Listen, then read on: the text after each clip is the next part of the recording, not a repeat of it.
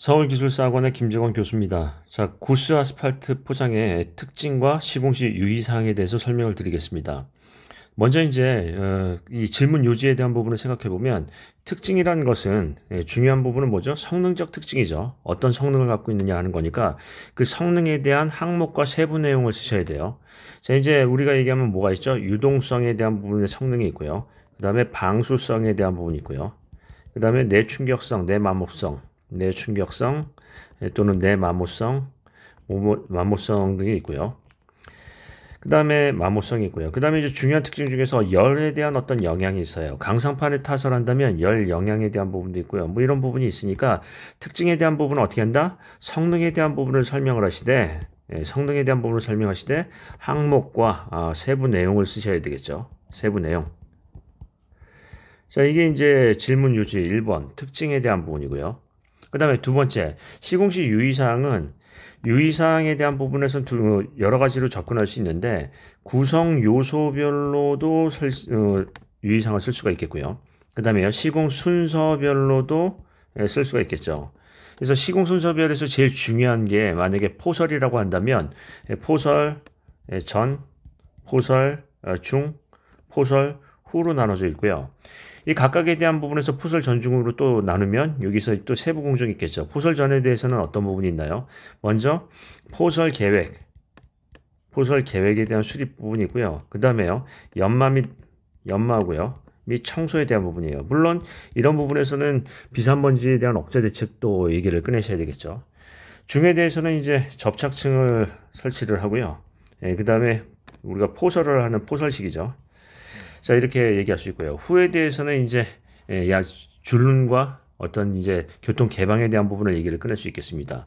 그래서 유의사항을 쓸 수 있고요. 그 다음에 1페이지의 기본적인 내용이 뭐가 들어갈 수 있을까요? 공법명이니까 기본적으로 들어갈 게 이제 시공 순서예요. 순서 빠지면 안 되죠. 순서를 시공시 유의사항 앞에다 쓰는 것도 좋은 방법이고요. 자, 그 다음에 구스 아스팔트 혼합물에 대한 부분에서 이제 시험 문제, 공법 유형의 시험 문제가 나오면 1페이지 쓸 수 있는 거는 시공 전에 대한 부분이에요. 그러니까 시공 전에 대한 부분을 생각한다면 뭐가 있다? 일단 구성 요소 및 기능, 요소 및 기능, 요소별 기능에 대한 부분이 있고요. 그 다음에요, 주요 장비 조합과 어떤 주요 설비, 뭐 이런 얘기도 꺼낼 수 있고요. 또는 작업 전 준비공, 작업 계획, 이런 얘기를 꺼낼 수 있어요. 꼭 뭐를 써야 된다는 것보다는 여러 가지를 쓸 수 있다는 거예요. 그래서 그런 부분에서 이 페이지에 쓸 내용의 전초전, 즉 우리가 얘기하면 먼저 타설 계획이나 작업 계획을 수립한 다음에 포설을 하는 거 아니에요. 그래서 작업 계획에 대한 부분이나 장비 조합, 설비에 대한 구성 이런 것도 중요하죠. 자, 그 다음에 이 페이지는 질문 요지를 쓰고요. 3페이지는 논술의 핵심이에요. 자, 중요한 부분을 강조한다. 자, 어떤 문제가 큰가요? 자, 열 영향이 크다고요? 강상판에 타설할 때, 포설할 때 열 영향에 대한 문제가 있다. 그러면은 이런 것들도 여러 가지를 하죠. 어떤 열 영향에 대한 시뮬레이션을 하고요. 시뮬레이션을 한 다음에 포설에 대한 작업 순서 조절을 하고요. 포설 순서. 그 다음에 이제 어떤 우리 열화상 카메라나 계측이나 이런 부분에서 계측을 한다는 얘기죠. 뭐 이런 영역을 할 수 있고요. 또는 이제 포설 순서에 대한 조절 사례도 있을 수 있겠지만 어떤 부분도 할 수 있다? 순서 조절 말고도 접착층 자체를 단열재로 쓰는 거예요. 단열층, 단열 접착층. 이러면 접착 성능도 부착 성능도 좋아지고요. 그 다음에 열 전도도도 떨어지니까 어떤 단열재를 이용한 접착층 얘기도 강조할 수 있겠죠. 그 다음에 또 다른 부분을 얘기해 보겠습니다. 블리스터링.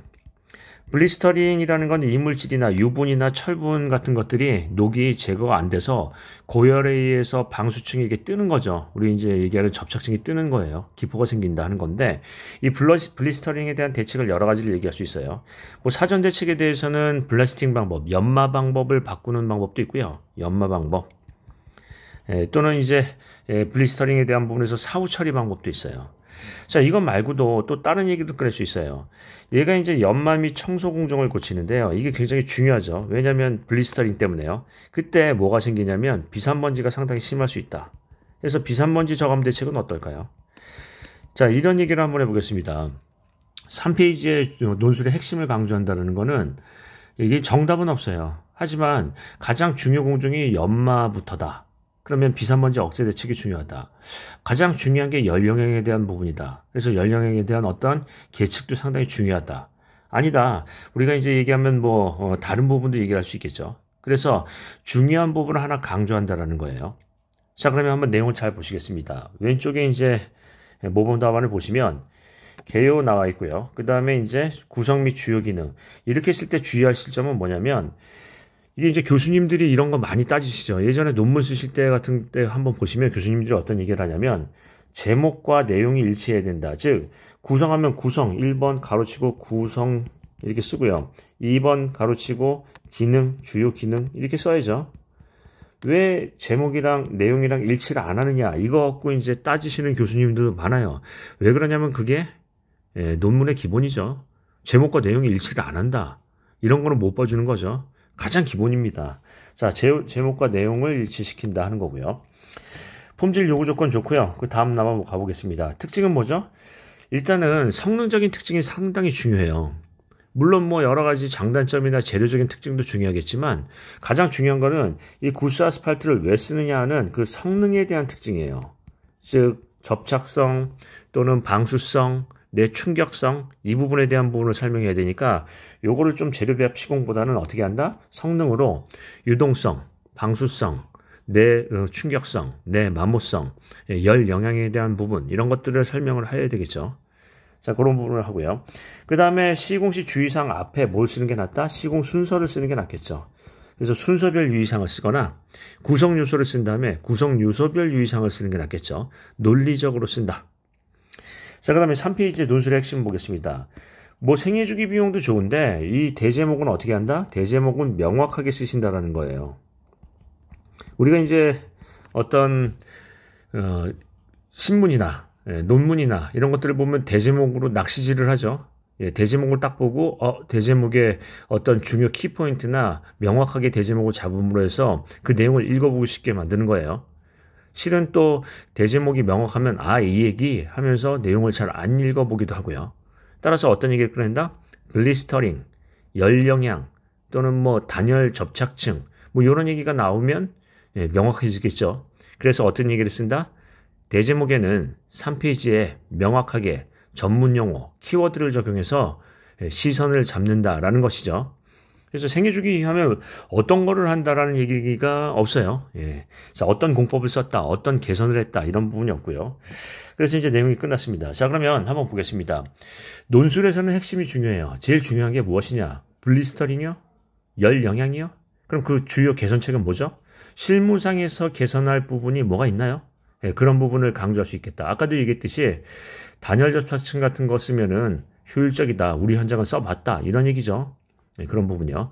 자, 그러면 내용 잘 정리하시고요.